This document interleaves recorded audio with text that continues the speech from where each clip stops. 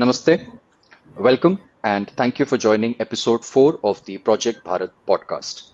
Now, I have a very interesting guest with us today, Sagorika. Hi, Sagorika. Hello, namaste. Thank you for having me here. So, Sagorika, I mean, some viewers might know she's a podcaster. She has a YouTube channel. She's quite active on Twitter on issues of both history, international relations. And over the past few months, we've got to know each other. I've been on your channel a few times. And given my own interest in history, in Dharma, I'm always interested in having conversations with people where I may learn something new, where they might come to it with a different perspective, with a different sensitivity. And I do believe that you come to these things with a different sensitivity, with a different lens, even though at the end result, we may agree on a lot of things. So I'm very happy to have you here. Let's get into it right away. And we can get into it with something that was very topical, and you're in the thick of it, right? I've been mentioning to you Balagangadhara for a long time, and I've expressed what I feel about Balagangadhar's work, Heathen and His Blindness. On this channel, I've talked about his work on history. And you've now, I think, either finished the book or at least read a significant chunk of it. So let's start with Balagangadhara, and let's start with what you have processed so far, what your views are on how he tries to highlight a difference between religio on one side and traditio on one side. So, yeah, over to you. Thank you for the warm introduction. And I was actually recommended Balagangadhara so many times by you, of course, by Shiv Kumar, as well as Anurag Saxena. And it was a discussion regarding current lenses of how we view the world, which is, of course, of great interest to me, considering that I discuss a lot of policy and politics. So I did start to read it, and I've read not so significant chunk of it. However, I've gotten the basic idea. I've gone through the introduction. So I suppose for me, the first part of it, where he introduces the subject, was a little rhetorical. I realize that it's probably supposed to be, but the questions being laid out have a simple answer. For me, the way I've viewed the world, the way I viewed religio versus religion, and how traditio fits in, and all those questions. It was the ascent of Abrahamic faiths versus the so-called pagan faiths of the Romans that he has very, very accurately compared the beliefs and the doctrines to. I have a more simplistic outlook towards all of that. For me, the difference between, say, something like Hinduism, one of the, suppose the last surviving, well, not the last, we still have, we have some dharmic religions, of course. Buddhism has separated, we have Jainism, Sikhism, but we also have Taoism and Shintoism. But we are, say, the largest ancient non-Abrahamic religion assistant to now exist. So for me, the differences has been quite simple for some time. The Abrahamic faiths the Abrahamic religions are faith-centered, whereas we are not. Dharma, especially, is supposed to be all-pervasive. We don't only have something like Rajniti and Raj Nyay. We also have Raj Dharma. We have, texts that describe so much more than just faith system. We have spirituality. I'm going to call it spirituality, and I'm speaking of the Brahman, not the soul that is now spoken of. But we have spirituality, philosophy, policy. We have statecraft, warcraft. We have all of these things that, and they've been passed on from more than traditio, even more than Itihāsa. So in the Mahabharata, we see, how the war shuts down towards sunset. That's when the war horns are sounded, Sure. and everybody retires, and that is a call to ceasefire. And it's something that we've sort of always tried to follow. And then when we faced extreme, civilizational upheavals, we've kind of had to make do with understanding that others don't play by the same rules. So we've had to shift to what is now called guerrilla warfare, but that is an anachronistic name, considering that what, say, the Marathas did came before the guerrillas themselves. But anyway, Okay. so for me, traditio is not all encompassing of the kind of religio that Balagangadhara compares religion with. However, Okay. he separates religio from religion with faith in doctrines versus faith in practices. And for me, I do not see it like that. It's more about. He even mentions how the Romans themselves perceived of the Christians and the Jews of the time as being atheist, because they questioned not just existing practices but also existing belief systems. So now, if we remove it from practices, we also go into other belief systems. We go into gods of the land. We go into the way things were done. And the way things were done can be so, vast. It can pertain to fights, within the, say, Coliseum. We can imagine there. It can pertain to the way a state is conducted. It can pertain to agriculture and hunting. It can pertain to so many things. So to separate only traditio to give us some sort of hold onto understanding what religion should be or is something I don't necessarily agree with. I think it's a reductive takeaway. However, I am thoroughly enjoying the book, and it's got a lot of history and a lot of different perspectives, and it certainly does not. It ties into some of my core understandings as well. It's not that it's completely removed. It's just that it covers a smaller portion than what I probably understand of Dharma. And I think, given the kind of territory it's covering, the language, the flow, the writing is quite readable. It's quite accessible, and Absolutely. the reader is kind of taken along on a journey there. One thing I wanted to ask you, my own takeaway from this was, and then I've read his more recent book, which is What It Means to Be an Indian. And correct me if I'm wrong, I've read it a little while ago, so maybe I've misremembered it. He makes a distinction, to my mind, that in religio, when we say that it is faith-based, what they have faith in is in the truth of their belief system. That why do they believe it? Why do they follow it? Because it is the literal truth. It is the true story of creation, and then the true story of God, etc. And then when he gives us an explanation for traditio, he seems to suggest that I follow my traditio because it has been my ancestors' traditio, and there is nothing beyond this. It seems to me that he would articulate, or he did articulate, for why should we be following the tradition of our ancestors. It seems like the best reason he could give was, oh, well, because that's how my ancestors did it, so I'm also going to do it. It is my traditio. One, is that a fair summary of what he does in the book? And if yes, what do you feel about it? So in a way, I think it's not really his. I haven't read the second book, but as far as I've come into the play, I've only seen him lay out the differences. So I'm not sure that he's the one stating that. He's probably at the part where I am. I'm seeing him state that the Romans believed that somebody questioning the ways of somebody questioning their ways was equal to being an atheist.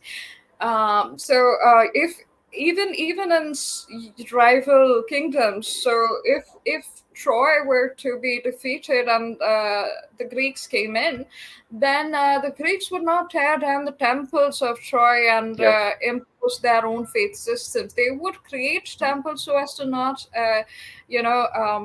get any evil curses from the other god. Or basically, they were not irreverent towards the faith of those that were conquered. And that was because that was the way of the land, not of their own ancestors necessarily, but of the way things were. And I think if I extrapolate from here, we can see it across a lot of history. We had the Scythians come in, the Shakas. We've had several people come into India. We've had Aryans. people go out. We've had people go out. The Cholas go out, but everybody was relative. They were respectful of other indigenous belief systems, as long as it did not pose a threat to them. We also have instances of say Jains being put, Jain rebellions being quelled, and Buddhists quelling Hindu rebellions. We've got some examples of those, but that was because those were becoming political. So, but apart from that, like, it was general, I think, in the world to do in the way of the ancestors of the land. And that is why I would separate it from traditio. Like, the ways of the traditio is too narrow a description of the way of life. So that is why I kind of make that distinction. And with regards to how he perceived the Christian and the Jewish religions as different, was mainly because of their faith in the theological doctrine. It was not so much that they did have to. He points out that they had to prove the antiquity of the doctrine and why it was true. So antiquity definitely held authority. But once they did that, they reversed the entire concept of the existing religio to become religion, because they said that we existed before, so this is our doctrine, and our practices are molded around the doctrine, whereas the beliefs were molded around the practices before. So that's what they did. They shifted the entire framework of viewing religion versus religio, if that makes sense. It does. And in any case, I'm sure there isn't one linear explanation for how you mentioned, right? When we were talking about it a few days ago, that it's quite interesting to think about, how this faith thing became so central, core, and then pervasive. Whereas prior to the rise of, let's say, Judaism and Christianity, faith might have been there, but it wasn't the core focus. It wasn't the central. He points that out. He points that out. When we have a missionary, I think Taylor was one he quoted, coming to India and saying that he called them pagodas. The Vishnu temple was not attended by everybody because farmers were busy farming, and people were busy in their everyday lives, and everybody had their private practices and different practices. And the temple was not filled up throughout the day, was rarely filled up all of the time at any point in time. Like, there was no Sunday mass, there was no Sabbath, there was no declaration. I mean, if people go to synagogue on Sabbath, but still, there was no particular declaration or anything of that sort. So by the time of India's colonization, the entire idea of religion was centered around practices of faith, coming from faith. So that is, again, another thing that he himself points out, and that is why I do not, agree with his taking of traditio as practical. And since I haven't read it all, so I'm not sure if his description of traditio is as narrow as I think it is, if it has to do with practice only and rituals, etc.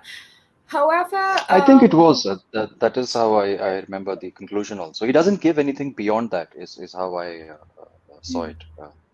But please continue. So it's not that it's wrong. I disagree completely. It's just that I think it's wider than that. That is all. Yeah. Yeah. I mean, great. So because then that is the thing we can talk about next. We've been using the words traditio, religio, and what we can get to though is dharma. And I'm very curious to get a sense of what you think about dharma. How because again, because we've had a lot of these conversations offline, I do know that you come to this with a sense of personal experience as well, in some things, personal engagement as well. And I mean, my approach, as people who watch this channel might even know, that my approach is to look at these things as intellectual categories and to work out maybe definitions, its etymologies, and I'm probably satisfied with that. But you could almost reach the same point without it, but through more direct sense for it. So what is dharma to you? Are there some things that dharma ought to mean? Are there some things that it ought not to mean? So let's cover that landscape. That is quite the question. It's such a vast question, and Indeed. thank you for asking that. I'm just a little unsure if I will be able to do justice to that. However, I shall try. My understanding of, or it's not merely my understanding. This is what has been written and spoken about in our texts. Is that that is a balance to the world, and it must be maintained. And to do so, we have a lot of, layers that we need to work with. So for me, to simplify in my head, I have, derived a sort of framework were I to theorize about it. Of course, it would be much easier were we to live in ancient times and everybody knew that, roles and responsibilities. The operating system. According to, not theocratic, it's just that if you were aware of the, say, purusharthas and ashrams and everything was structured, then perhaps we would not have to theorize about the things that were so natural to us once. Especially for, say, mental stability. If we question, and this was again something Balagangadhara brought up, it's interesting that we discussed the book right now, but he did bring up that if we start to question one thing, we will not leave anything else unquestioned. And now we see that, right? We question our reality in terms of our biology. We question whether nature should be like this, whether we should block the sun, whether we need to modify mosquitoes and leave them in Brazil. So once those questions begin, there has to be a point where we can say, however, we're past that point where we can stop it. Now we have to accept that we've come to that point. So so the essence of dharma, I think, is to realize satya at a personal level. And that, to me, has many, many means. It's not the easiest, most disciplined way to do so is through spiritual practice. In the modern world, I suppose that's something, meditation. And, it's not uncommon today. Yuval Noah Harari, Naval Ravikant, even Jack Dorsey, everybody's endorsed it. And I'm sure that they've gone beyond saying that it's for mental peace and stress relief. They've understood a benefit to more that cannot really be put into words, but it helps them in life. And the idea that we always have to, that without the words reality does not exist is flawed. So repeat that point, please. Without what? So without the words to describe it, a reality does not exist. The idea of that is quite faulty. I mean, before something is discovered or understood, to not have the label for it does not mean that it does not exist. So satya is, of course, defined as the inexplicable truth, and I'm just going to leave it at that. So the easiest, and once we realize that, then that is the, say, divinity that is available in all of creation and every creature to understand and see. That is why we have the Namaste, the Darshan, and you see the Brahman in every being, right? You see the divine, and you are respectful towards life. So that is the basic. Now, for me, I mean, the way I understand it, yes, a disciplined approach is certainly through meditation. That's a personal take. But of course, I've seen that a lot of realization, a lot of understanding comes through so many ways. There are people who intellectualize it to a point of understanding. There's quantum physicists who reach the boundaries of physics to come to a certain understanding. There's people, I mean, you have, of course, Ramanujam, who said that his daily bleeds, and that's faith. And you have Sri Ramakrishna Paramhans who could manifest a particular version, of his satya in the Mahakali. So so there's so many different ways to reach it, whether you call it science, whether you call it intellectualism, whether you call it theory, and whether you call it faith. There's just an infinite now. You can probably come to epiphanies and realizations when running or exercising or even sex. I would not think that there's a finite number of ways to reach that, and that is satya. Then, of course, there's the flow of satya. That is, the balance that has to be maintained to ensure that this is realized. And that is the goal towards eventually becoming one with that. So that is the ultimate aim of Dharma anyway, moksha. So everything else, all of the ways to achieve it, is supposed to be structured in a manner that is in keeping with the ultimate goal. And that is Dharma, right? So you have the individual attempting to reach certain spiritual understanding. Then you have the individual partaking in society. So the society maintains a state of dharmic balance. The society itself, when it goes beyond the individual, helping the individuals within that community or society to reach their spiritual potential, their arctic and every other potential that they have as a conscious human being. And then you have conscious, those particular.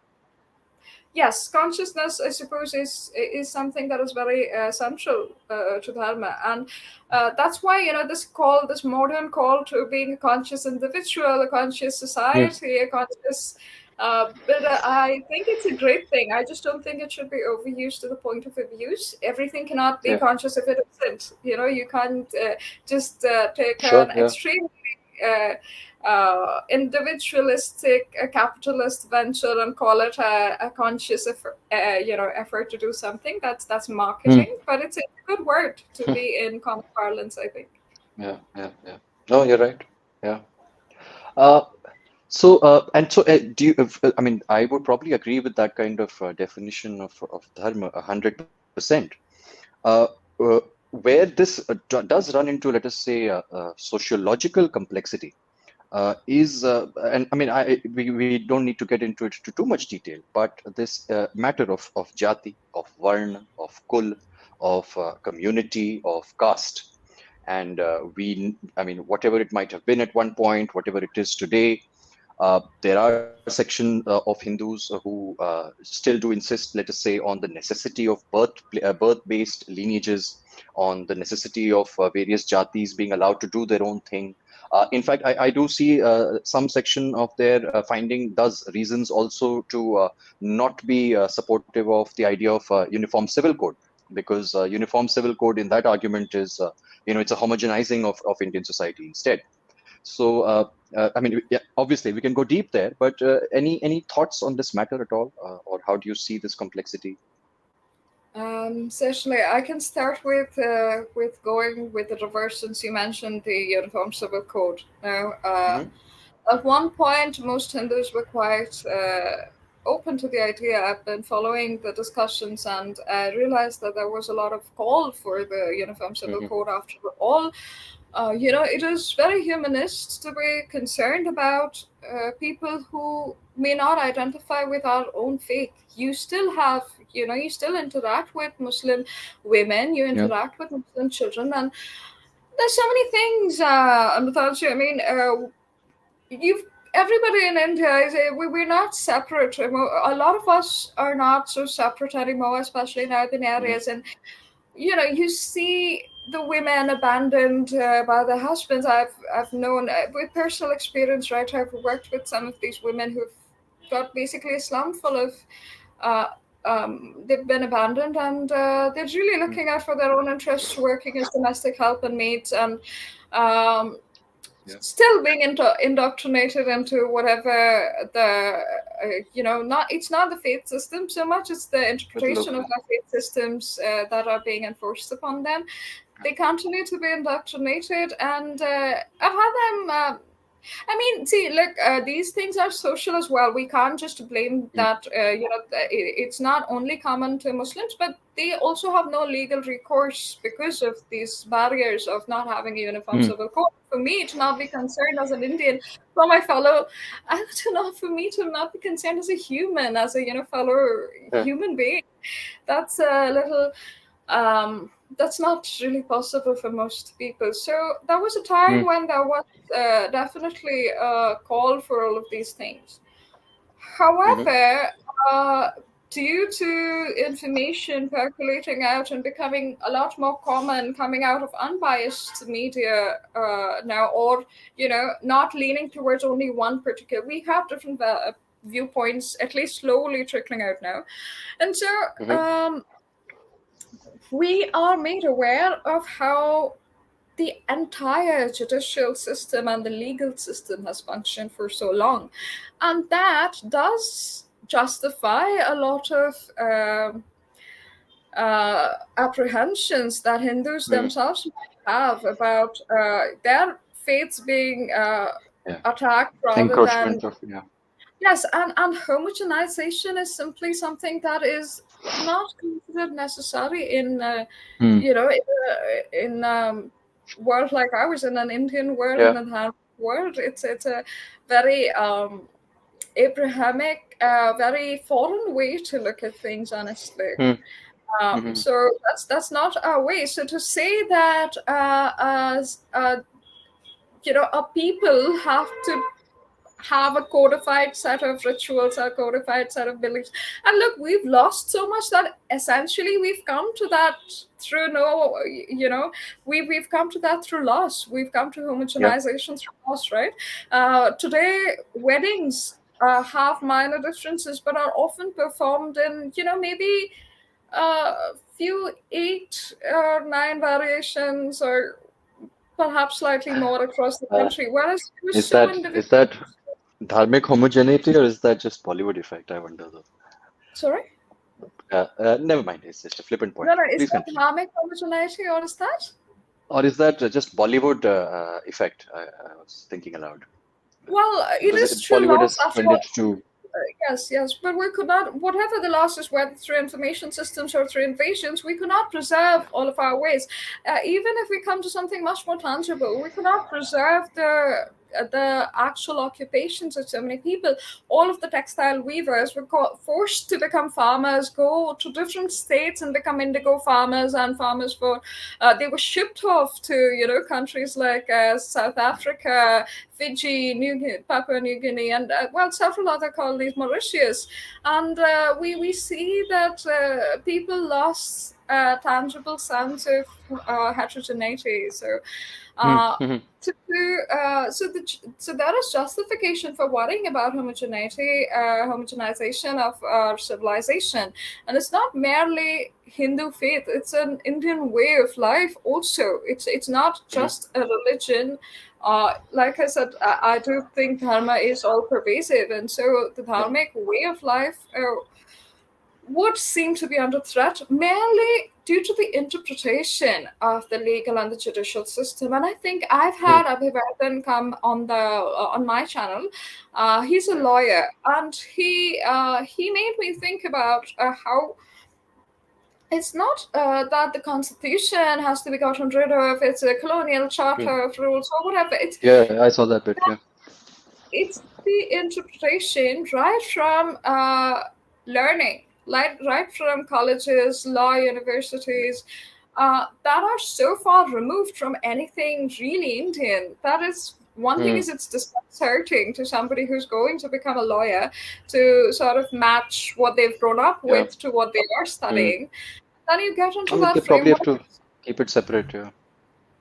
Yes, perhaps they compartmentalize, but there is no way that they can, bring in the Indian ways to application when the precedents set through those interpretations are always, not suitable for Indian life. For example, I think the Sabrimala case did get a lot of reach.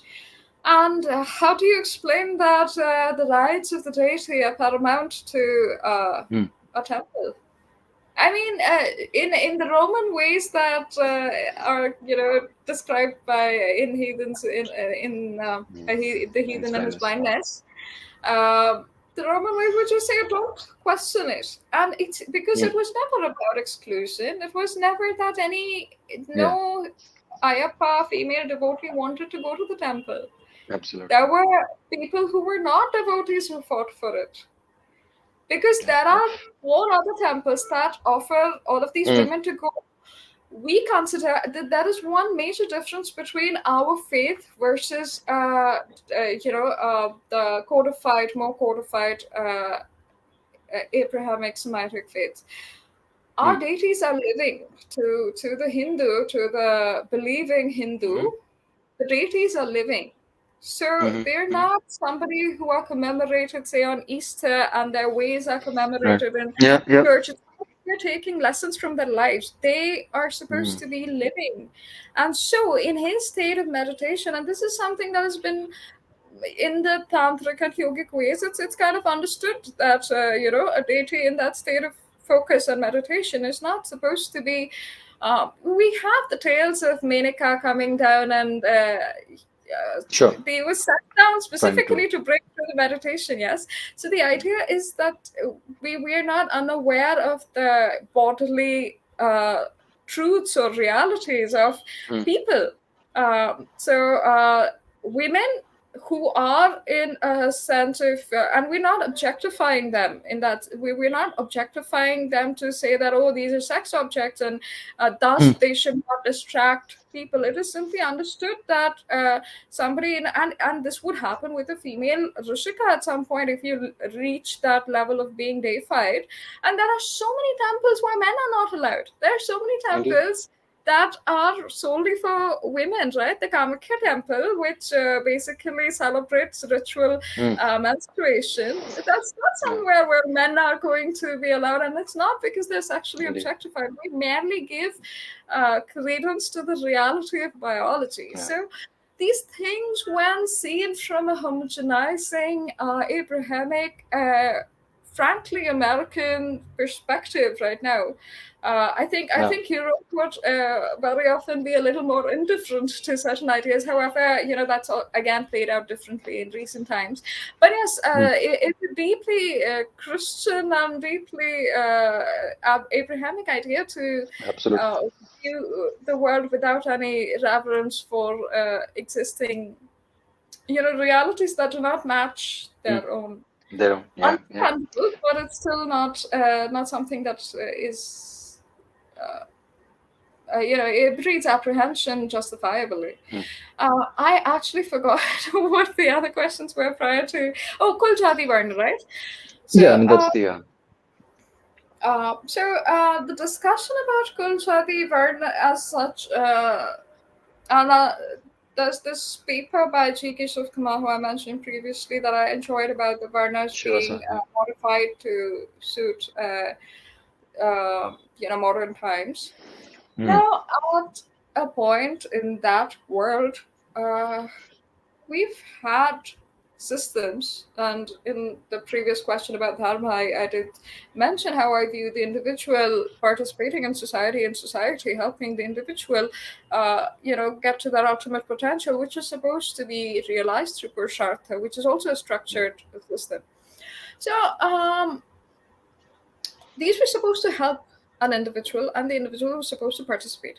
Now, in any society that becomes stable after some point, this I would separate from Abrahamism. I realized that with a lot of talk of decolonization, all of the Mm, conversation around Kul, Jati, Varna are supposed to be, oh, you're colonial, and so you want mm, to homogenize and merge these. No, we've had our fault lines shown in before yes. any invasions occurred, and this is quite common. We can look at any other nation with any other faith, and anybody who's basically we can look at modern times like the Ahmadiyas, who forced or bolstered Jinnah's confidence towards the creation of Pakistan. And today, look at the state of Mm, them in state. Yeah. Pakistan. Look at any Shia population there. Look at the Sindhis, Yeah. who are as vehement in their hatred of Sikhs, And I follow these conversations unless they've been educated out of it, or they've come to see them as allies. These are very individual cases. Most of the people themselves are quite vehement towards Hindus and Sikhs. Their abuses are towards Maharaja Ranjit Singh. So Yeah. now these people have the same enemies, so to speak. However, the ossification of a particular class is quite visible. There is the Sunni Ashraf, the Punjabi, in fact, the Punjabi Sunni who will be preferred over anybody else. And I think Ali Fajaki is somebody who was the former mayor of Karachi. He's escaped from Pakistan, and he is not fundamentalist at all. And he describes what he's faced because he was not one of those people. He was Gujarati, not Punjabi. And they had slurs and abuses, hurled at them. So that's the modern times. We can look at Iran doing the same thing as a Shia majority. We can look at how the Protestants and the Catholics fought, what happened to the Irish and what happened to anybody else, right? So then if we see tribalistic behavior and an establishment of hierarchies as part of human behavior, societal tendencies, we just take it as a consequence of time and stability that our society also at one point got ossified, moving from something that was supposed to help, and it did become something to hinder, especially individual aspirations. But it did acquire a deeply divisive line, especially after the invasions. There were fewer people. So you're talking about the Turkic invasions. The Turkic invasions, as well as later on the colonization. The colonizers were very adept at creating history for us, at sowing those seeds of divide and rule. They've done it before. It wasn't merely England. France has done it previously. Belgium has done it. Belgium has done it in the Rwandan genocide, where they pitted the Tutsis against the Hutus, and they have a good. They had this strategy well in place. Yes, playbook. They rewrote our history for us. They created and exploited those fault lines, and we played into that. But it wasn't like these fault lines did not exist. There were fault lines that existed prior to this, and we have to understand how we recapture our narrative, our story, and redesign these structures to help us and not hinder individual aspiration, individual routes to spiritual awakening, towards contributing back into society. So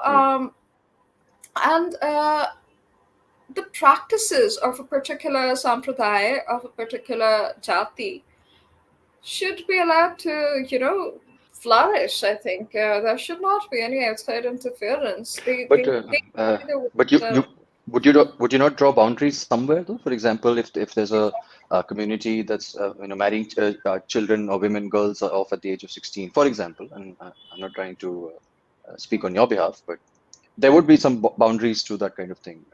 Absolutely.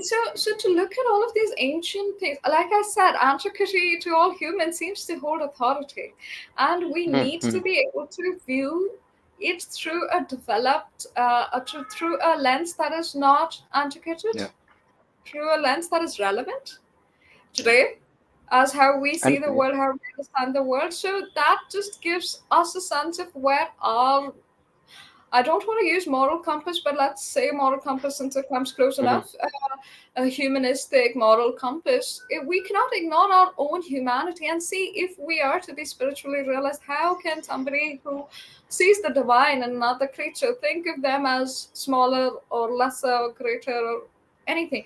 They can require tests of worth. They can require tests of discipline. They can choose who they want to teach and who they want to learn from and things like that. However, discrimination instead of differentiation is a boundary that we need to blur. We need to be certain that we are only differentiating and not discriminating. Fair point. You were mentioning this, it occurred to me, and this is something Balagangadhara talks about in his history paper. And I found it very relevant, and I think it makes complete sense. he says that not just because you mentioned how the Europeans started writing our own history, so they kind of decided to tell us our own past. Bal Gangadhar says that all humanities today, not just history but sociology, anthropology, the entire field of humanities is actually the Western civilization in conversation with itself, because it is just comprised of its own lenses, its own narratives. So his point is that we still haven't seen what a Chinese sociology would look like. We still haven't seen what an Indian psychology truly would look like, because it is just porting of the Western language, which he says is secularized. So he says that we use these words, right? Worship, sacred, litany, all of these words. But it is actually still the Western worldview, Western theology, secularized and seeped into our own consciousness. So yeah, I mean, I found that quite a relevant point. That is our fault. That is purely our fault. As a people, as a polity, as a populace, that is our fault. To not take control back 5 years is too long. Right. Yes, correct. Well, yeah, I mean, to take control back, and this is where probably, you're going to give a wry smile to this, but we need our own ontology, epistemology, theology, or teleology in order to start taking that narrative back. Look, You I'm mentioned just one going bit, to please. simplify it without the jargon and say that we need our own lenses to look at the world. We need to shed the Correct. others. Yeah. I mean, and just like how we've been able to talk about dharma and satya, etc., in this call, but we didn't need to use these words. We didn't need to talk about OET and all of that. So yeah, that's fair. You mentioned about how they came and they looked at our history and then they started writing these narratives. So that brings to mind what I think is a very important point. You take someone like Sri David Frawley. You see how he has approached the texts, how he has approached the Ved, and then you see, the whole litany of Indologists, of the latest. We can talk about Witzel, for example, Pollock. So there is a difference in approach here, right? And it's two people of, let's say, the same civilizational paradigm. So David Proligi is also from the Western civilization, though he's now Pandit Vamadev Shastri. But this difference in approaching with respect, approaching with some kind of humility, versus approaching to dissect and approaching to I don't know, categorize it according to your own frameworks, instead of trying to understand the rooted native view. What's your view on this? And because I think you've mentioned how this is what makes the crucial difference, right? And how someone would look at a different culture, a different religion. So these are good names that you've mentioned, but we can look further back. And every single Yeah. time, what we've seen is that people come in and Mm-hmm. they use their present to identify and dissect our past. We cannot use Yeah. presentism as a lens for the past.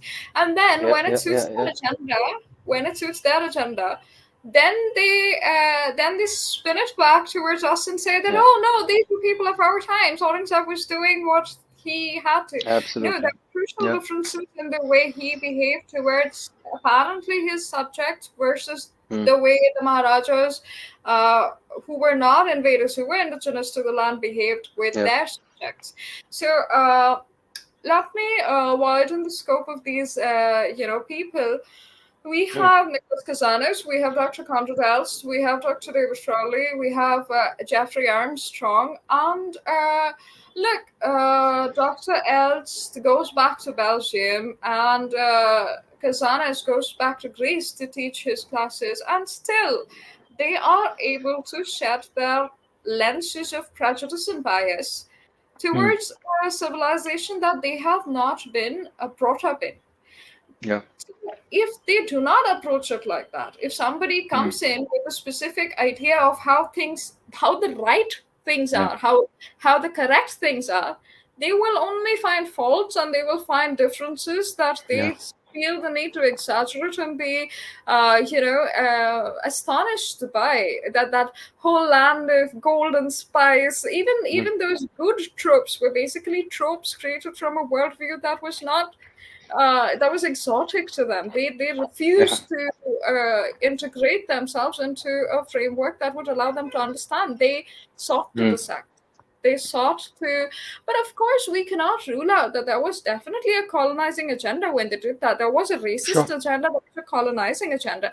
And now I do want to clarify that, most people will be like, oh, Hindus are not a race. We are so many different people. Yes, but that was the construct of the race. And regardless of how we may think, and Whoopi Goldberg got into soup when she discussed this about Jews, that it was a lack of understanding and it was white on white violence is how she understood it, which is honestly, in this day and age, rather disgusting, because to even know the basics that the Jews were regarded as an inferior caste when they were subjected to something as horrid as the Holocaust, and to not go back to history, read the millions of texts available, thousands of texts available, that call out the Hindus as a specific race. And this thing is carried forward by Indians as well, by Swami Vivekananda, by Veer Savarkar.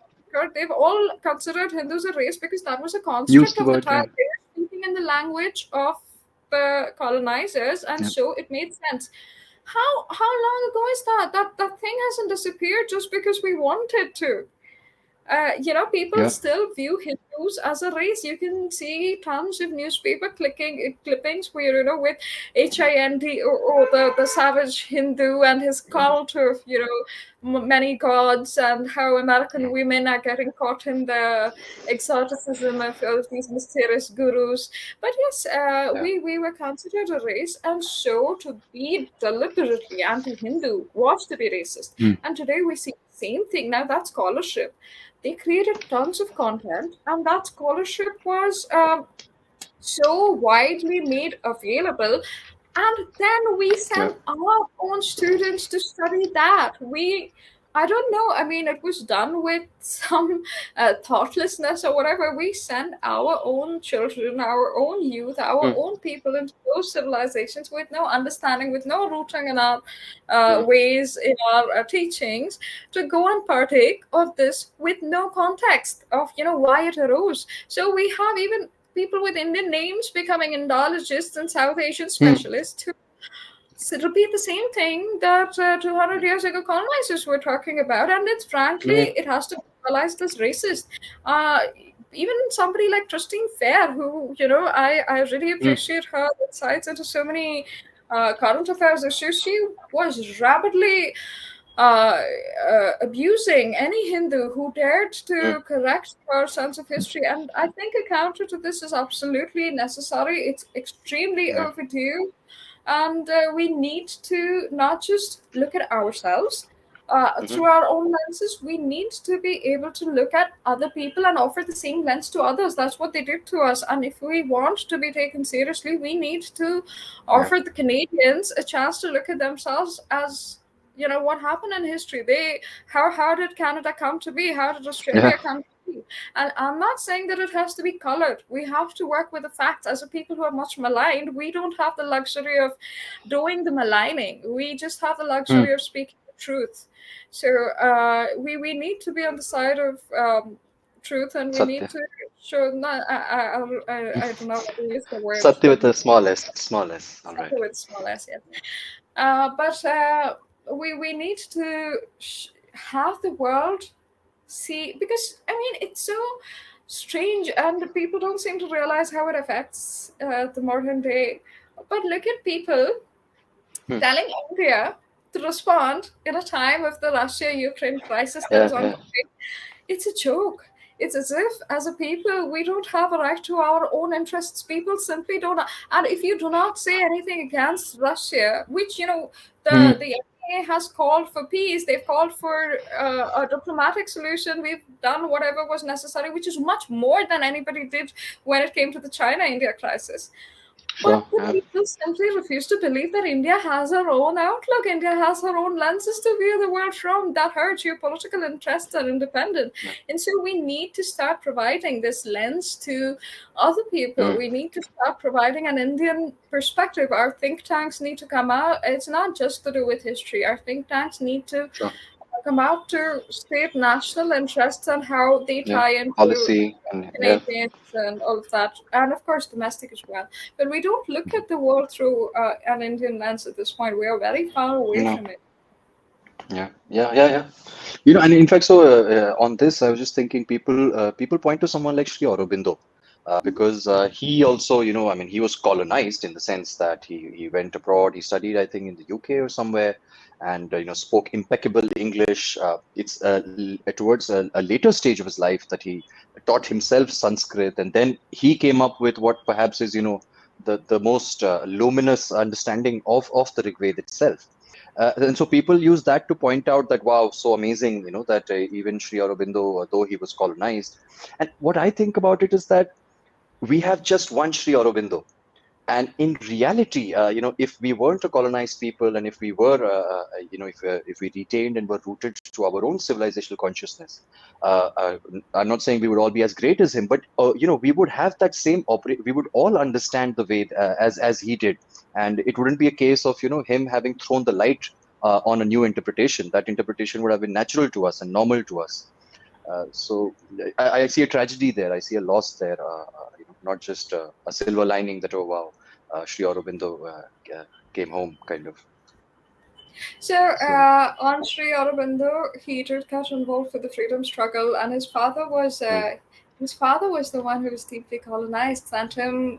He spoke not a word of Bangla to him, not a word of Sanskrit. Refused to get him into nice at all, and sent him abroad to England at the first instance. He brought up as a Pakka Sahib, and there, in his age of rebellion, adolescence, he got involved with what he saw as his country, and he came back, was a freedom fighter, escaped to Pondicherry. His brother was arrested for, bombs in Calcutta, Kolkata, warehouses. So he got himself deeply involved in the Indian cause much before he understood why he did it also. But with regards to the production of more Sri Aurobindos, I'm happy to wait for that. I think there's a lot being done, say, by new modern Indian scholars. I'm happy to wait for that.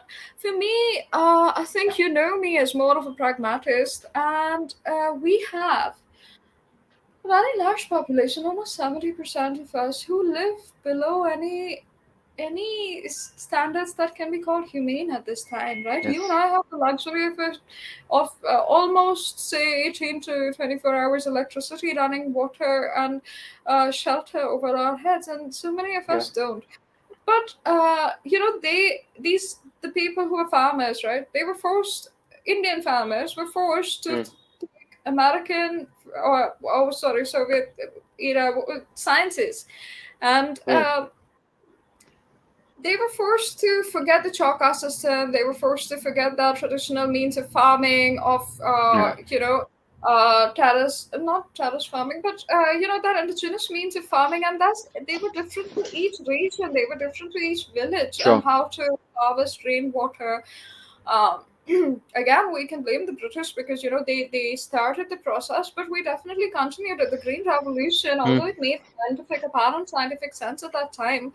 But it's a disaster. It's an ecological disaster. It's a economical disaster. It's a terrible thing for the lakhs of farmers who've committed suicide so far. And what they were made to do was cut the trees, which basically create a symbiotic system around their roots.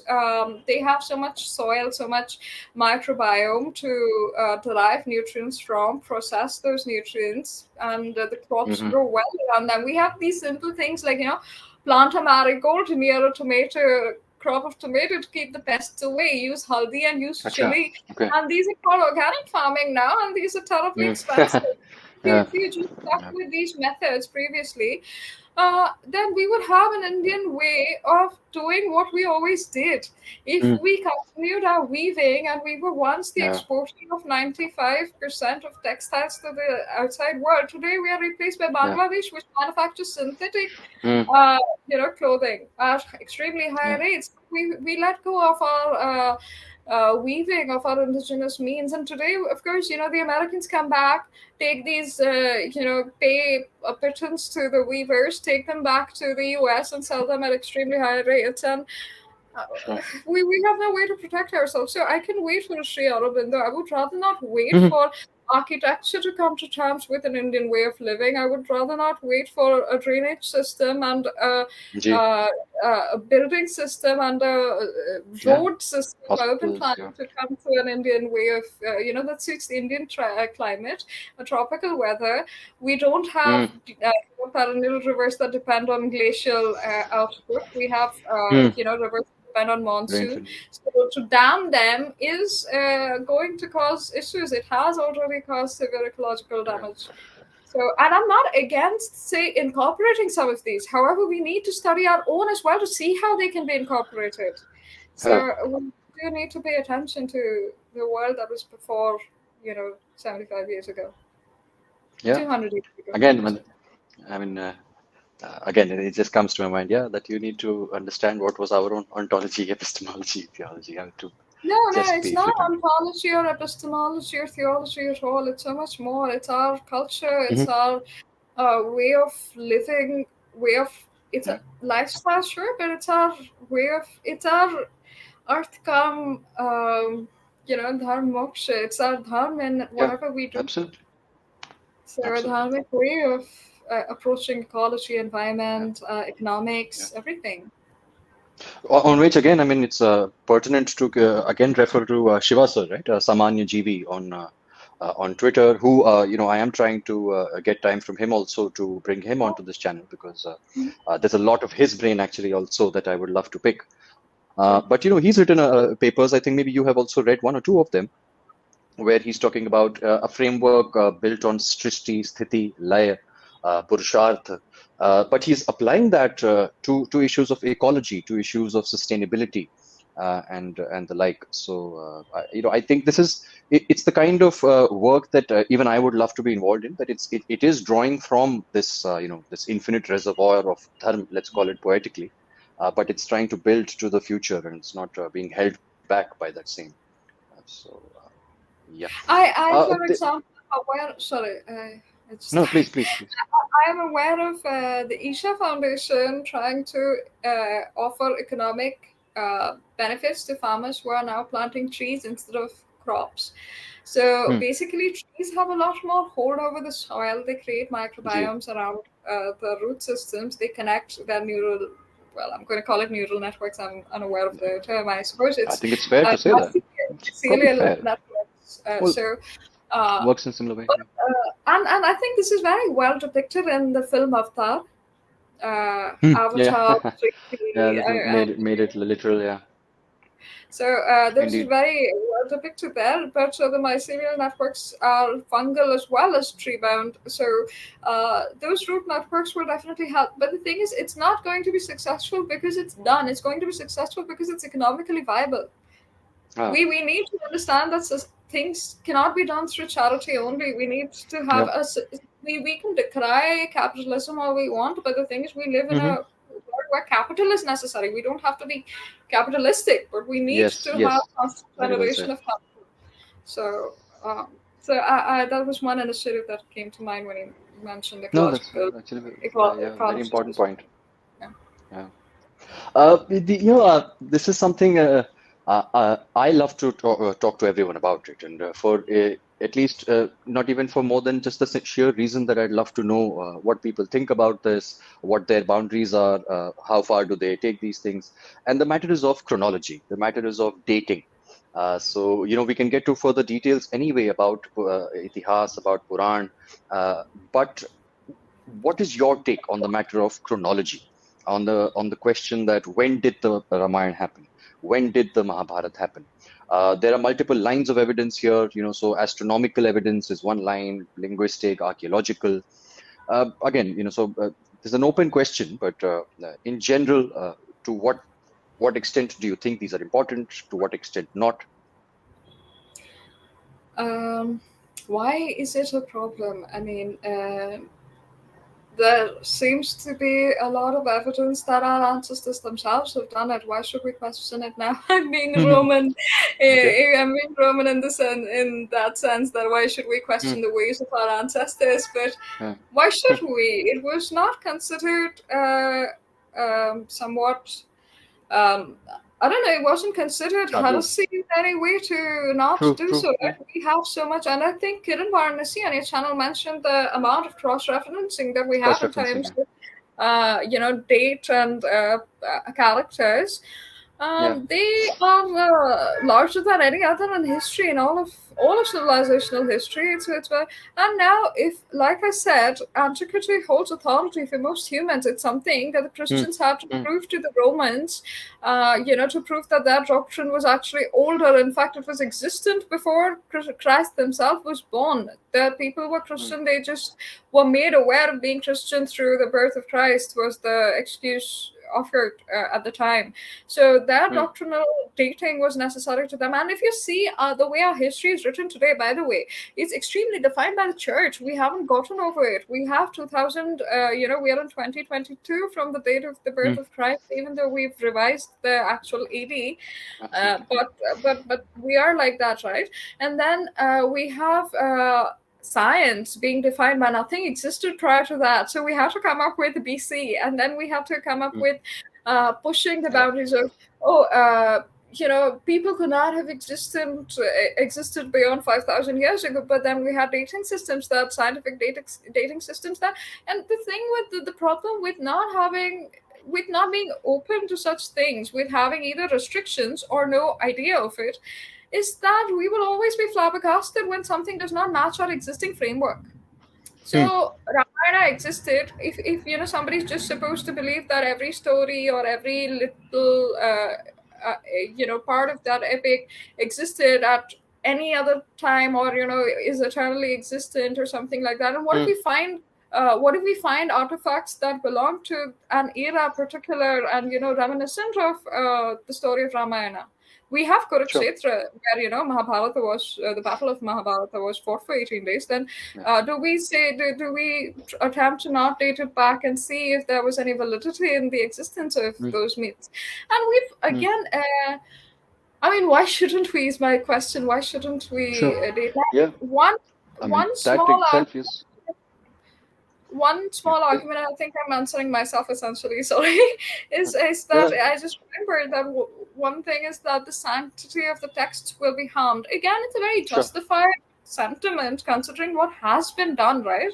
Considering the outside view that has distorted the lens, it's a justified statement that, if we dissect it any further than it exists, then, perhaps it will be misinterpreted again. However, it's not going to stem scholarship. The longer we delay taking control of our narrative, the longer we allow others to continue to do so, right? So the one thing is that we have to, and human mind in an age of information is not going to be stemmed by, it shouldn't be done. That's how every other religion and every other society has been done. When you restrict somebody from doing something that the mind itself is curious about, it's not going to stop. So one can enforce it via centralized tenets and call it blasphemy and kill people who attempt it or offer violence, but it's not going to stop. So one has to have, if they have faith or believe certain things about the Ramayana, then they must compartmentalize their faith and the sanctity of the texts and as the values of the deities that they have, from those, from the Itihāsa, and separate the Historia from it.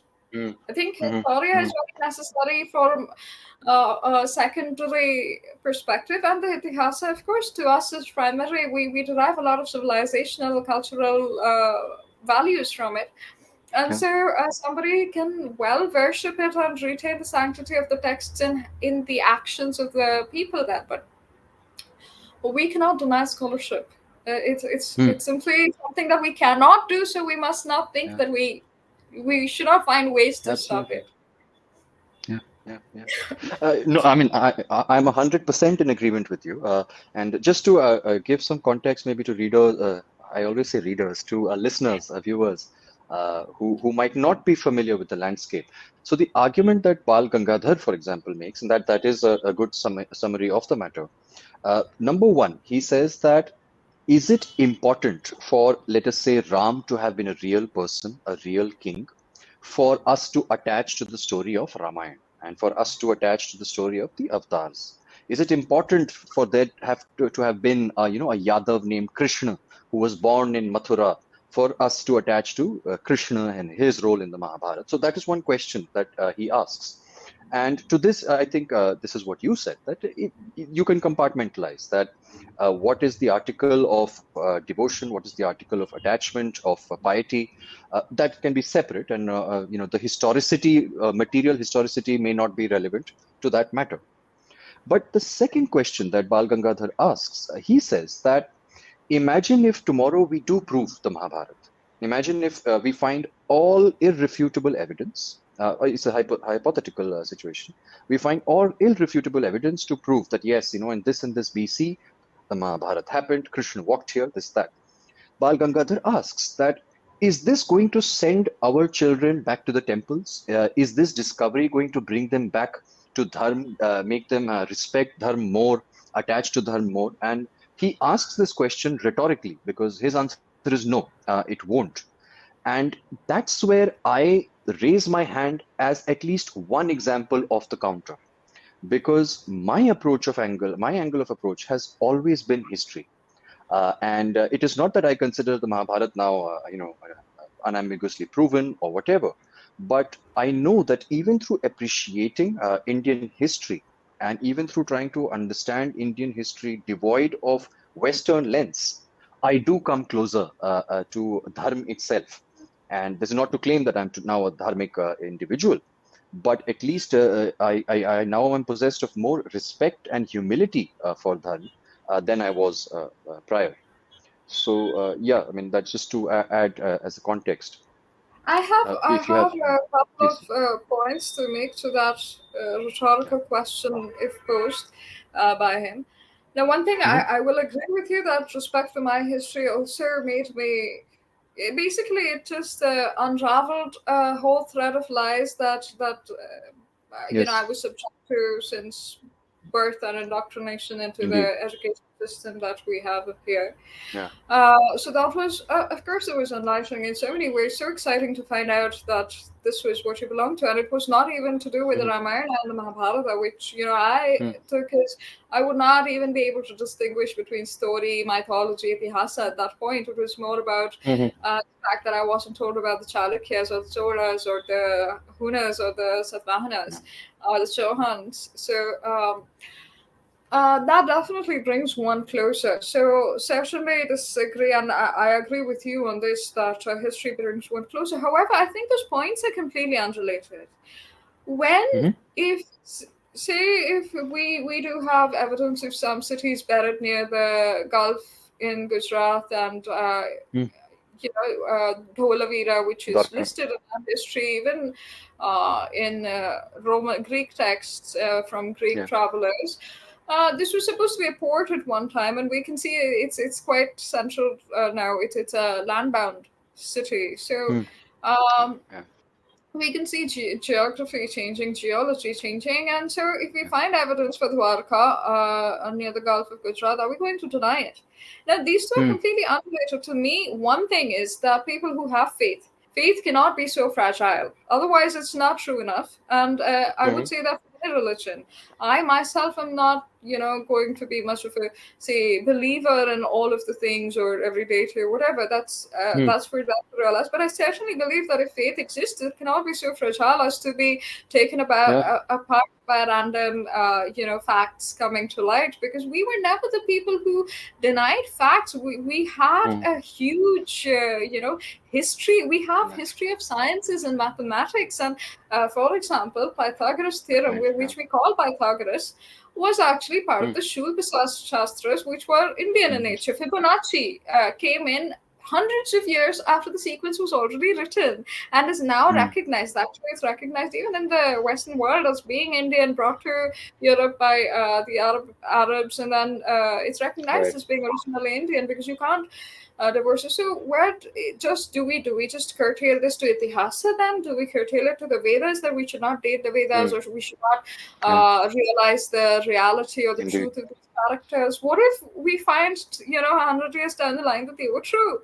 I have no way of knowing the future, neither do they. Does Sure. their faith change then? Because Itihāsa essentially is supposed to be separate from Historia for this very reason, that it is born of the values of those people, of those Yeah, characters, of the stories themselves. And Historia is supposed to do with the scholarship. One cannot stem curiosity. absolutely. So I would separate these two and say that faith is not fragile, must not be fragile if it is Mm. to survive. And Yeah. secondly, curiosity should progress to where the truth leads. So. Mm. Yeah, that's very well put, actually. Yeah. I mean, yeah, that is at least my motivation.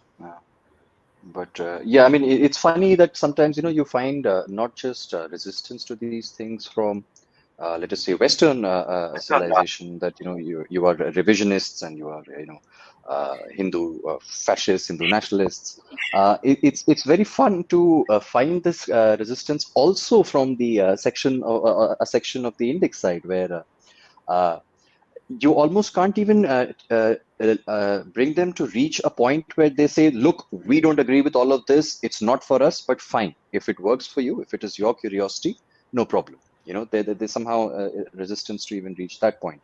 Anyway, I do agree, but this, I think, is a good way, because you almost started talking about it anyway.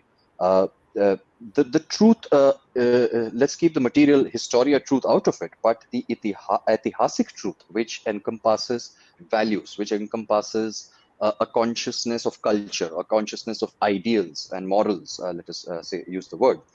So, and this is something we've talked about prior, but I wanted to have a more formal understanding of it. You have a perspective on the Ramayana, specifically on the concluding section of the Ramayana. So for readers, there is a whole debate, right, whether that is part of the original Valmiki Ramayana text, if it's not, or is it a later interpolation, and why that itself is contentious. What is the problem if it is part of the original, if it is not part of the original? And I always thought that, okay, this is just a matter of semantics. How does it matter? But there is a vital point to that, which you have to say, which is about Ram, about ideals, about Maryada Purushottam and the embodiment of that. So uh, I would love. So to provide context to the viewers, probably, perhaps we've had this discussion previously, and this was also with reference to a point Dr. Els brought up on a post where he suggested that the Uttarakhand was added later, and that was important to him.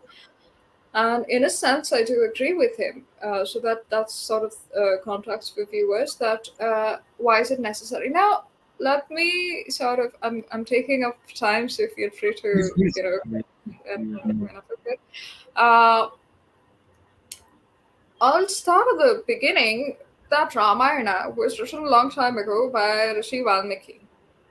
Now, after that, we've had multiple versions of Ramayana being open to addition, subtraction, modification, mutilation, even, right? We have versions of Ram Leela performed in every sampradaya, performed in every village, even performed through dance, through song, through writing, through poetry, even to the modern day in different countries. We have it done in Thailand, we have it done in Cambodia and Indonesia.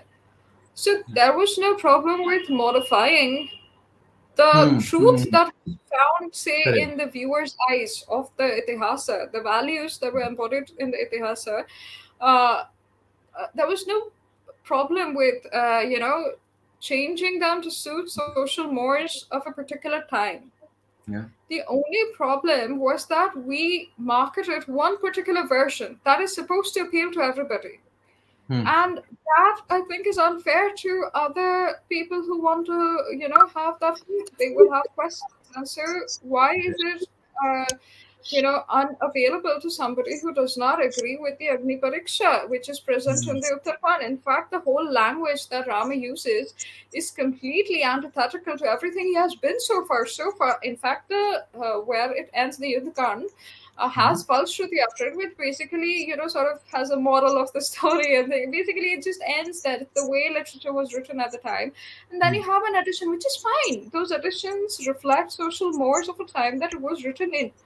And for me to accept that, or for Dr. Else to accept that the Yuddhakand is where it ends, why is that a problem when we have no problems with the various other versions existing?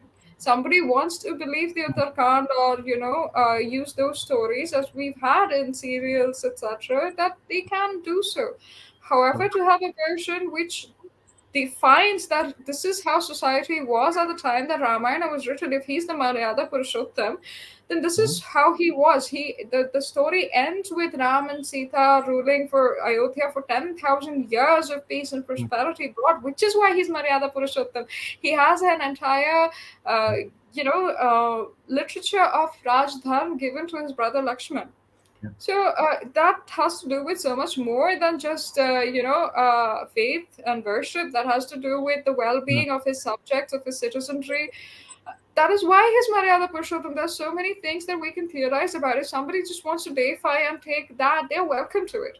However, if we have to look at why he was deified at a certain point and discuss it instead of just making it as abstract as he was, so he is, which is fine. I'm not declaring that somebody must not do that. They're welcome to that. But they should afford the space for these questions to be asked and answered as well. That, he was Maryada Purushottam because he was, he crossed seas to get back the love of his life, despite being, told not to. In fact, she followed him into the forest when she was asked not to, when she was told that she shouldn't, and they had a fight, and she said that, she would.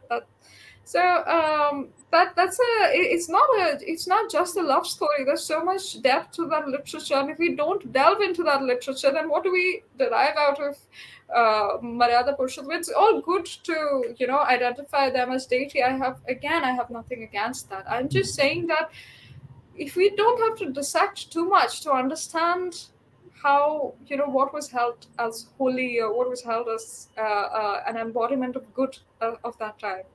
If we say that we were different, if we say that we were better, how were we so? And this provides us an answer. So should we deny ourselves that answer because some people don't like it? Yeah, that's a great question.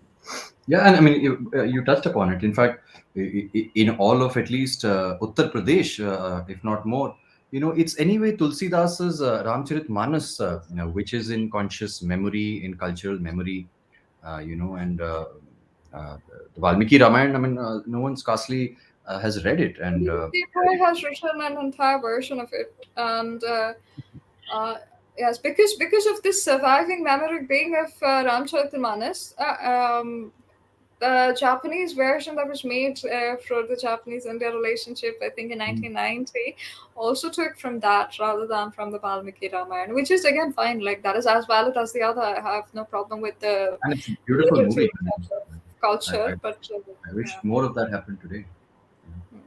it does, except not in our country. In our country, we have people misfitting certain characters and misrepresenting the actual event without, like you mentioned previously, without respect. In fact, with actual malicious disrespect towards the text. And I do think that not taking control of our story before, and not even inquiring if the Uttarakhand was actually part of the original text, and if providing the context of social mores changing and society in flux, always taking inspiration from someone as mighty as Ram or as glorified as Ram. Why? That was never provided to students. So it's very understandable that people who exist today will tend to look at something from a lens that is not ours, right? So we have that, but we have a lot of respect for the Ramayana in other countries. In fact, an Indonesian artist was awarded the Padma Shri, I think, this year for last year for his work in translating a lot of the Ramayana. So yeah. Yeah, and I mean, I've been saying it for a long time, ever since I've been to Thailand, and now though they've named their city itself after Yes. as India. a creation of Vishwakarman, a city of Indra, and how amazing is it to see that? But in the Bangkok airport departure area, if you enter the international airport departure area, there is this huge tableau of the Samudra Manthan scene. Beautiful, tall figures on either side, the Devs and the Asurs, and the literal event of the Samudra Oh. Manthan is happening. And the irony is that you cannot have that in India, in the sense that if tomorrow we start making that at Delhi airport, it's going to be Hindu I fascism and find the politics of that strange to be perverted to an extent that we aren't allowed to simply be Indian, regardless of religion, right? Regardless of whatever you. I know that in Indonesia it's a Muslim majority country. It's not just the Balinese Hindus that are doing it; it's the Muslims who are Mhm. participating in That's their true, own yeah, culture. So, absolutely. regardless of faith, oh, we are Indian, but we're not allowed to be Indian without being tagged as saffron or being aligned with a particular political party or being aligned with the RSS. Everybody is a Sanghi now. If we speak about any word that is un-English, if I'm not Well, constantly saying, sexism, racism, all of those words, if I'm not using those labels, then I am labeled a certain way. Even Hindu nationalist has become a pejorative, which is disgustingly racist again. yeah. Because I definitely consider myself Hindu, as most people in Mm. this country do. Um, and being nationalist, which is basically patriotism, is somehow demeaned. And I don't see anything worse than that happening to the political discourse, or because it's not about who's establishment, who's anti-establishment. We need when the opposition to Aung San Suu Kyi was being interviewed before the Tatmadaw took over in Myanmar, Mm. she was very certain about what her culture was. She was very certain about who the Rohingyas were and why they did not fit in. Now, not that I'm saying that I agree with her, but there was no Right. differentiation in terms of the opposition that she was fighting against.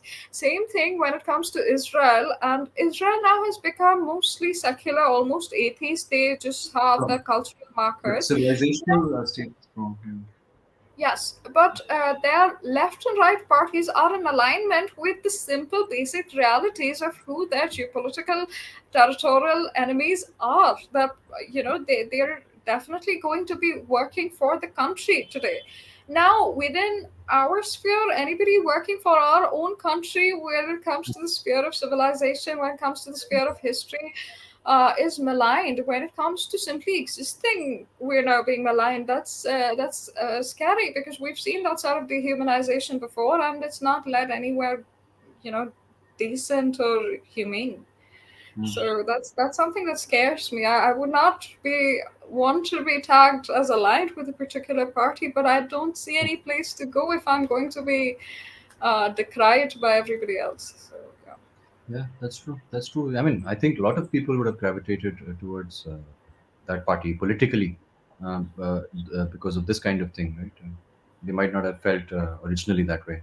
I didn't, Mm, for example, but now it's obvious that. Anyway, I wouldn't want to get political on my channel. We can do that if we're on yours, maybe someday. Uh, this one you probably answered it actually in some ways, but I'll still ask it again. So, or maybe I have. Uh, are there any directions in history we shouldn't go to? Are there any questions? Because we've talked about this on your channel as well. It's a trending topic all the time. Uh, genetics. Genetics. You can start getting into hard data, and you can always be looking at hard data, but you can be asking questions of hard data that are maliciously designed, and that the intent itself could be wrong. So, are there any no-go zones as you see it in history, or it's as you said, if there's curiosity, and then how can you stop someone? Is that It's a good question, especially since you mentioned genetics. Now, Hmm. I have been a In the thick of things? biotechnologist, a scientist in biotechnology in a previous avatar. Right, So, right, right. to me, when I was going through the system, ethics in biotechnology was my least favorite topic to touch upon. Hmm. Just get it over with and move Yeah. on. That's merely, I think, because our education is completely unrelated to the applications. We read about something that was conducted in, say, the 70s and base our ideas on that, and then progressed in modern labs where we do things that are so narrow and we don't realize the implications of those things. Now I have a much more different understanding of things, and we can look to history to, give us that. So my very structured response to this question is in history, in humanities. Sorry, in history particularly, at this point, I would have an unequivocal no towards saying that, should we pursue everything is to be pursued and curiosity should be encouraged. So no restrictions there. When it comes to hard sciences, we need to have a code of ethics, and people need not just have a code, have a directive. We need to have people be held responsible to the point of losing everything if they cross those boundaries, because we seem to consider human beings, and I know there's this movement towards transhumanism and all of that. We have to consider what we're losing out on. Sure. When we create Black Mirror like scenarios, what are we losing out on? It's not one civilization, it's all of humanity. And people have this concept of Übermensch. It's not new. We know what it led to. We've seen what eugenics leads to. And to have those same, and I was going to actually say no for humanities and yes for hard sciences, for STEM. However, it just occurred to me before I said so that recently there's been this controversial professor who discussed psychology, and it's considered being edgy. It's considered pushing boundaries to market the concept of child abuse and sex with 8-year-olds as something that is it's just a question. It just opens up your minds. Once it opens up your minds, it opens up your society. It's towards doing that. When, a few hundred years ago, we wrote about how the Chinese tortured the women with foot binding, how the Africans had to go in for chest binding, even in modern times, to escape rape. We have medical practitioners offering chest binding and mastectomy for children who do not have legal, they're not considered adults. They should not be allowed to go in for major surgeries that changes their bodies for no reason but identity crisis and aesthetics at an age of 12 and 13, which would have been impossible a couple of decades ago. Like, who would have thought of it? And we need to draw some boundaries. And I certainly think that even humanities are not spared, which is why I have, been a little iffy about so far about stating that history. So far, I would encourage curiosity to go in all directions. However, we need to take control. Like any indigenous peoples needs to have their own history told by them. It should not be from a framework that is not theirs. Not just, I don't mean in terms of the aesthetics of, say, skin color or the, topical requirements or the name of being an Indian name or a Maori name or something like that. It has to be from a lens that the Maoris saw it at that time. It has to be from a lens that the Lakota saw it at their times. They have the right to tell their own stories. We have the right to tell our own. Yeah, absolutely. I completely agree. So, and then what happens next? So I mean, I don't want to talk about my framework, or because I think probably in every video I've now started to repeat myself on these one or two lines I have about civilization, consciousness, etc. So, but what happens once we take control? So that's the past, and sure. So now let us say that we reach a present moment, that we've kind of in control of our history, our narratives.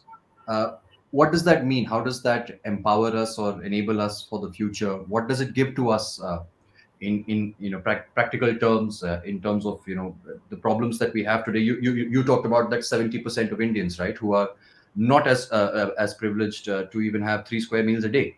So what happens for them, and how do we take this forward to impact things really? Or is it just to an extent salient and not beyond that? it cannot be salient to only an extent, since we've survived for millennia with the same rules and are only facing this problem now. It has to Mhm. be the recent times that are the problem. The Right. recent times include a lot of things, and certainly the information distribution is a major problem here. Now, Hmm. in terms of practical approaches, my good friend Gokul Sani has recently published a paper on, along with Dr. Kamal Kajri Kamal, they have published a paper in the Observer Research Foundation on how the Arthashastra can be applied to India's maritime strategic, Right, right, right. Yeah. development. Shared It's that. a very good read. It's a very good read, and In fact, I'll add a link of that in this video description. Yeah.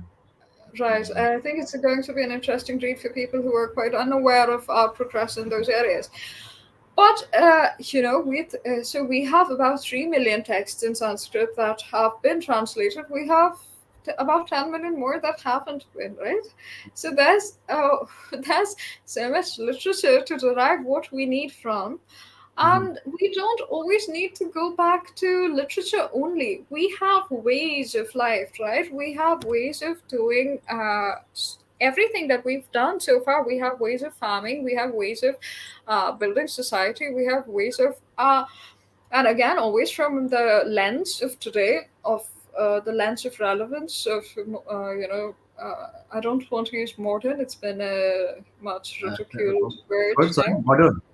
modern, but a Yeah. lens that pertains to today. We need to be humane about how we approach things. But again, we weren't, mostly we were very humane in our approach, not just towards each other.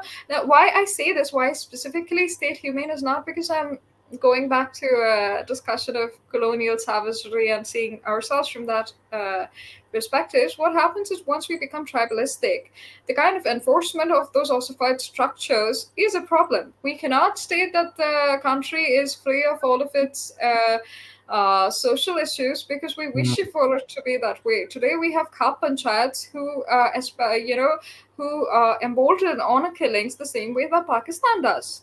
The same way that Afghanistan does, the same way that people in the UK are given leeway because it's a way of life, and so they don't approach Sikh and Muslim Okay. homes that participate in honor killing because consider we cannot be that we cannot let law and order be disturbed. We have a certain set of rules to adhere to today, and so we cannot let it go back to whatever was right for until my grandmother was alive. We have to look beyond, see what suits us of that time, of that region, Hmm. and function accordingly. In terms of policy, I would see this panning out in urban planning. I would see this panning out in education deeply, not merely history, but we need to take control of how maths was taught, why it was taught a certain way. Okay. We need to see how that math relates to physics and engineering at a later stage, and how those studies in physics and engineering relates to our actual capabilities as a nation, right? When we've started PLI schemes for building semiconductor fabs, etc., but we need to know where the industries are progressing, and maths especially creates a way of thinking that is very valuable, a logical way of thinking. That's why, I do think engineers have, good engineers often have a very logical, although restricted, but, merged with a certain good literature, good history.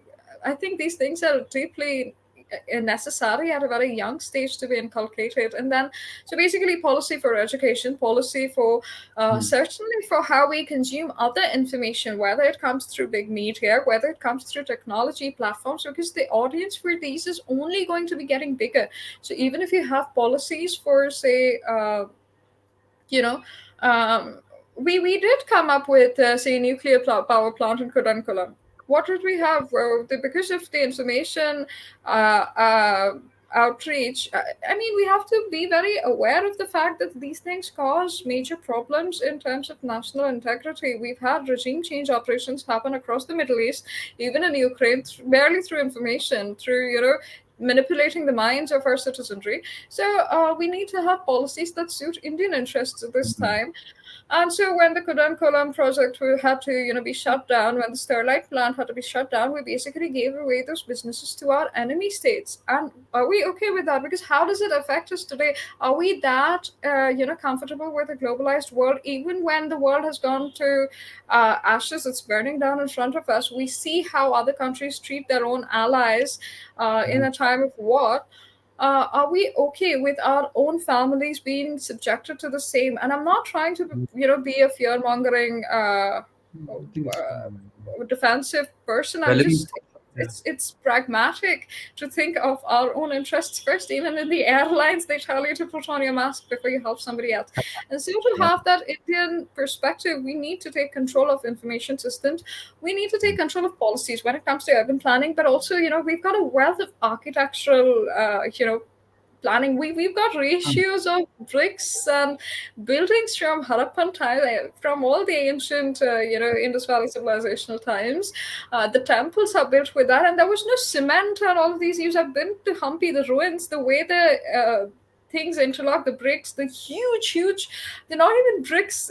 We've seen the pyramids of Giza as well, right? All of these things were carried at some point, and History Channel can of course say that they were done by aliens because it suits, before Christianity, nothing existed. No intelligent life form must have existed, so it must have been alien in nature. And it's actually very interesting speculation when you're a child. And Sure. so Yeah. we need these things to be inculcated soon. So, architecture, ecology, the amount of microplastics today are a major health hazard. Pollution today, the amount of noise, the amount of air pollution, the amount of water pollution that we live with is insane. It's inhuman, honestly. It's not Yeah. appropriate for any reasonable. And then we complain about, brain drain, because anybody who can afford a better quality of life will go away. And there is no reason for them then to care about their dharma bhumi. They will care about their karma bhumi. Right. And it's fair, it's encouraged in our scriptures as well. So, they will fight for their own interests. But if we are, as a people, okay with that, then, we can let it go to hell. But we need to be aware of the impact of as a conscious human being. We need, not just at an individual level, we're way past that. We need it at a policy level. It doesn't have to be international at the COP26 and things like that. That is, renewable energy is a good. Sorry. Please go on. No, never mind. Renewable energy is a good step that we are looking at. Again, I see these as very top-down, topical sort of things, which is okay. Policy is always going to be top-down, but policy has to take into account a bottom-up approach as well. Do we get in industries, when they do the CSR, do we incentivize them for doing a particular thing? Do we incentivize them for rejuvenating a lake in particular? Do we define those things for particular cities? Do we define those things for particular districts? Who are the players that we bring in? Can it be individual, or what support does an individual get where they're participating in these things? All of these things have been codified, made into policy, and all of the time it does not have to be dharma that has to be cited. It is merely well-being, human well-being and societal well-being. When we discuss, urban planning, are we taking into account data? And there's this wonderful book called Invisible Women, and it definitely is it has political overtones for the American left. However, it's a very good book that goes into how much data is missing when we don't consider women at all when it comes to planning. So it touched upon how because women are, it's not just, oh, we're 52% of the population. They are responsible for how the household functions in many across the world. Really, we can't just take India as it's a maybe a fraction of 1% that functions outside of those bounds today. So most women are responsible for a lot of care work in the household. So the routes to the hospitals, the routes towards care centers for the elderly, the routes towards shopping, there is no planning for any of them. They basically have to live in an isolated, individualistic world with no support system.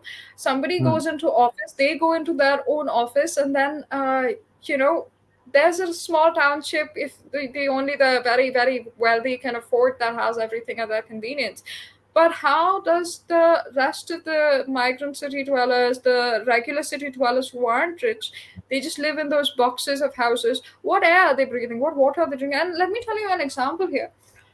My cook tells me one day that her daughter has pus filled boils on her palm.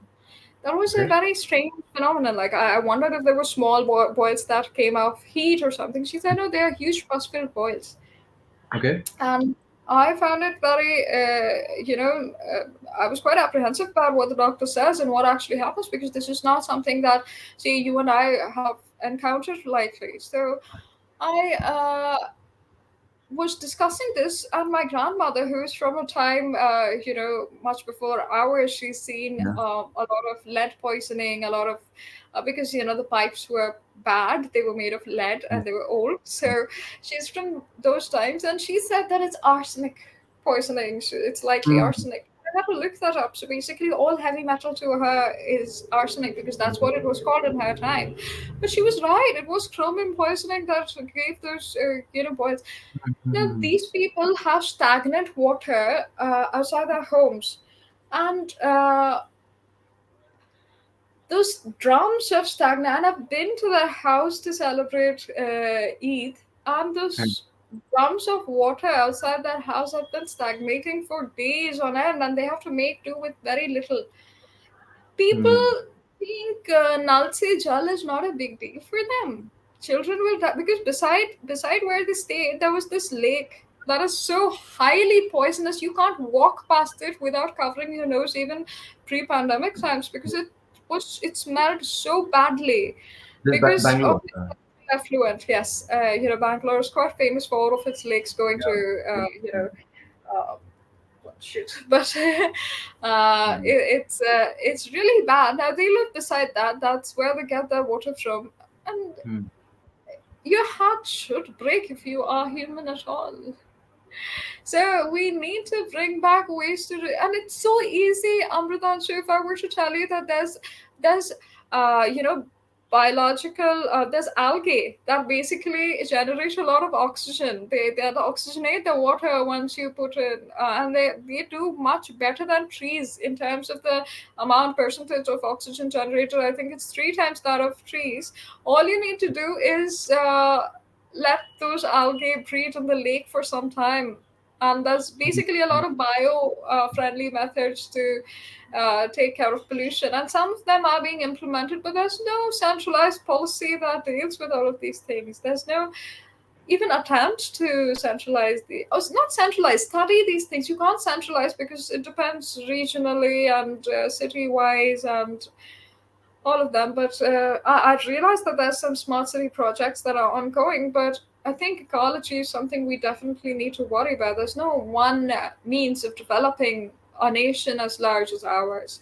Are we going to get rid of every, tourist fascination in the Northeast because we want buildings in steel and chrome that suit European weather, just in an attempt to provide jobs? Or do we do what Zoho, an indigenously born and bred organization, did, move their headquarters to Tenkasi, offer jobs there, create local populations, and then open up offices of even 20 people in Patna and places like that?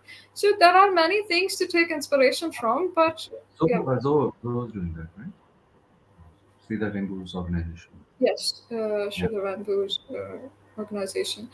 So there's inspiration everywhere. We just need to Indianize our approach to all of these things, and it's too late. We need to do it urgently. Yeah. Yeah. Yeah. I agree. And so, this is maybe a final point to it. And again, I want to know what you think, because I'm still formulating my own views about it. But you said, right? So you said that it's not even about just dharma, but it's about ecology, basic conscience.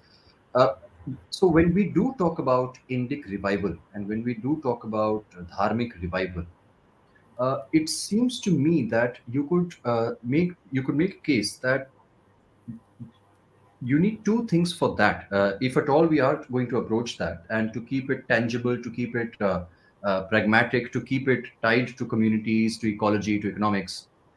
Number one would, I think, be temple revival. So the return of temples to Hindu control, whatever that may mean, and however we may determine that. And number two, I think you've talked about this offline, that our tradition of living gurus is gone. We do not really have living gurus amongst us anymore. So I think the temple and the guru, beyond anything else, beyond, I don't know, history or whatever, if these two things somehow we are able to revive to some kind of semblance of how they once were, do you think that will make any difference, or do you think this is a pipe dream intellectual exercise? I would hope so, because the way that, see, temples, Ramakrishna Mission has tried it, and I think Isha Ashram has tried it. The way big temples function for the, I know that Osho Ashram must also have tried some of these things. Okay. Uh, they provided a lot of value for society, not merely in terms of worship and faith. Hmm.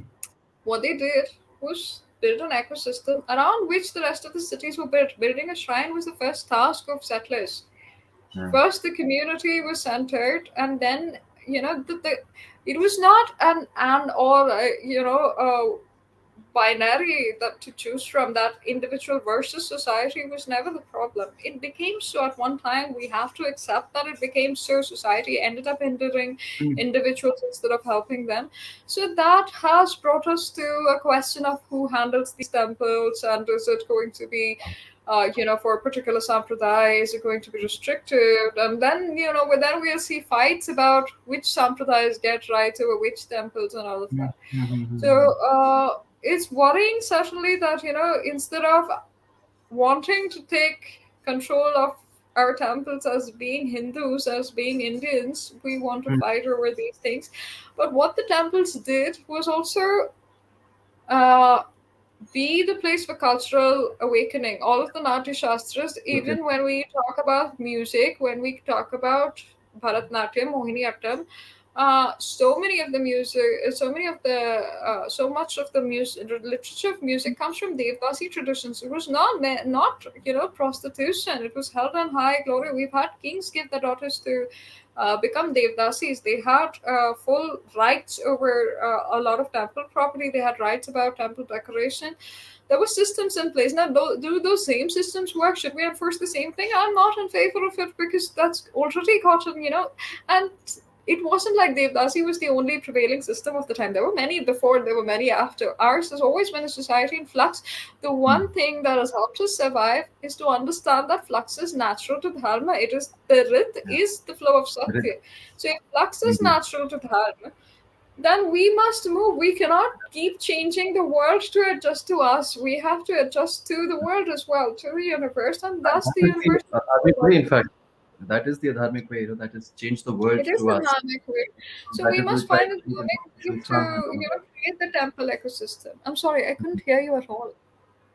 I mean, I said, and that is what we do, right? You give the example of those mosquitoes trying to create some new species of mosquitoes, trying to, I don't know, create an artificial sun and things like that. So that's like us trying to change reality so that we don't have to And kind of. somehow people aren't worried about this. But anyway, when it comes to the temples, right, we need to revive.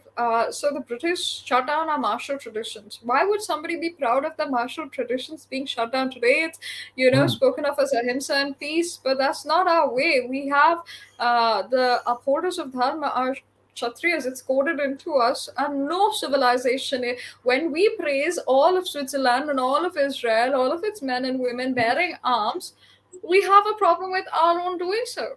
Why? Are we playing to some other interest? So that's what, Kalripet to the Sikh traditions, the various martial art, the akhadas, all of these traditions. In fact, physical well-being is deeply linked to our Yeah. mental and spiritual well-being. We have to work off our karma through physical well-being and through physical workouts. Today, if most of us go into offices, how are we doing that? Through gyms, etc. Why should we not offer an Indian version of the same?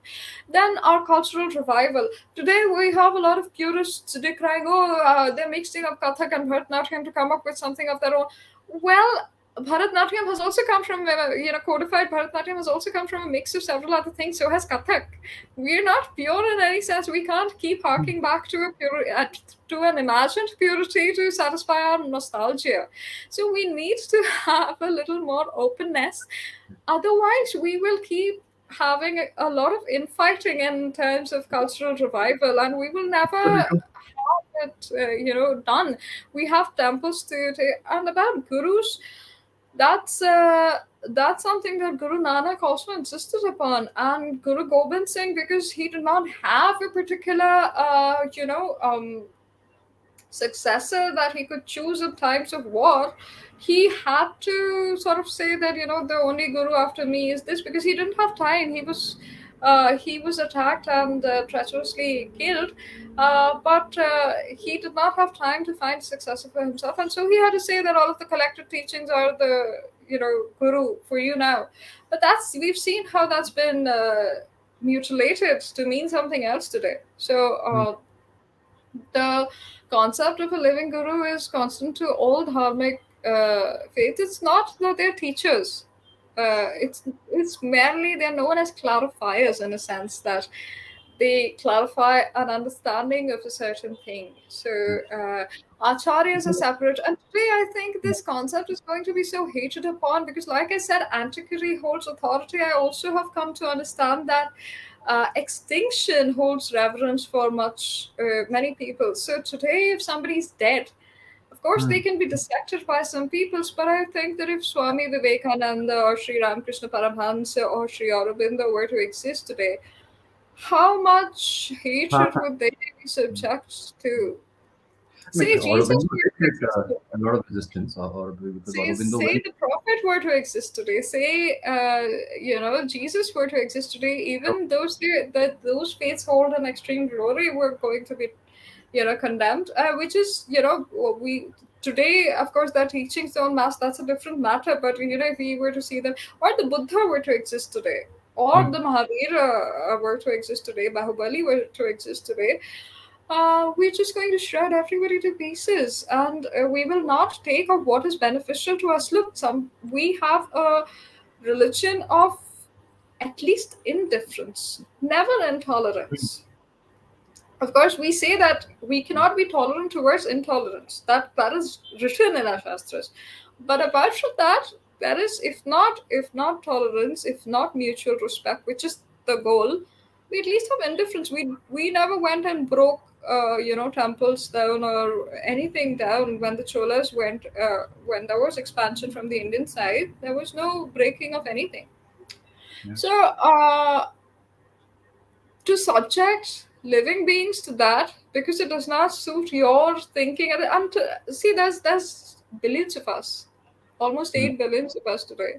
Yeah. Now, are we to assume intellectual arrogance in saying that what I know is logically true now? Tomorrow, if the science says something else, I might change my mind, but I will believe only this, and nobody else is allowed to believe anything else. That's the idea that people have towards gurus, that whatever they say has to pertain to everything. Say somebody says something like, the reverberation of sound is the ultimate truth. Mm. Mhm. Somebody who's from a different framework of mind, who's not going to be able to perceive this in the way it's meant to be perceived, can choose to ignore it. Take of them the idea that one must be mindful when eating, or one must be mindful when buying or consuming. Mm. They can take that good. What they choose to do is attack the first Uh, and then destroy the credibility of the person, and then leave the gurus to basically be, I don't know.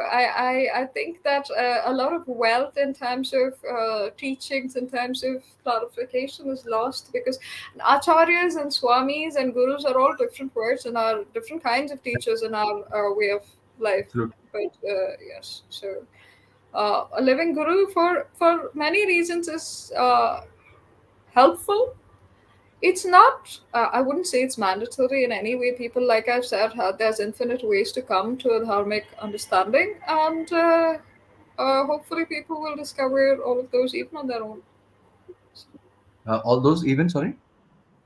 People might discover some of those ways even on their own, Yeah. even by theorizing or by living merely by participating. or isolating, either way. So. Indeed. Well, great. Thank you, Sagorika. I think this was, to my mind, fantastic. We covered a lot of territory, and normally in these videos, it. I think it tends to get heavy towards the end. They start off a bit light, and then they reach complex issues. But over here, I think we got the complex issues out of the way right away. We got into dharma, and we got into what is religio, traditio, and then unpacked it to further details. So I think that was a good sequence to it. And great. Thank you for coming, and hopefully we'll do this again sometime. Well, thank you so much for having me, and I definitely look forward to hearing people's thoughts on this. So, viewers, if you guys like it, please comment and share. So I'm Indeed. doing your work for you. Sure. So I'm Right. promoting for you. All right. Thank you so much for having me. Thank you. Namaste.